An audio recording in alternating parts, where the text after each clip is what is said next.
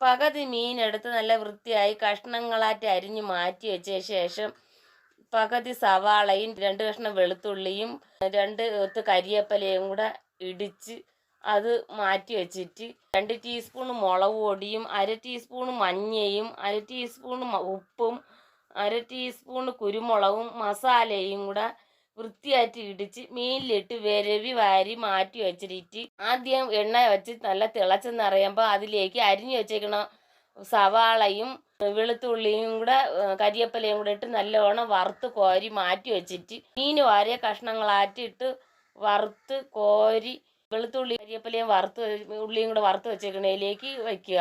വെച്ച ശേഷം ഓരോ കഷ്ണങ്ങളായിട്ട് വീണ്ടും പൊരിച്ച് അതിൽ നല്ല രുചിയും നല്ല മണവും ആയിരിക്കും. വെളുത്തുള്ളിയുടെയും കരിയേപ്പിലയുടെയൊക്കെ നല്ല ടേസ്റ്റ് ആയിരിക്കും.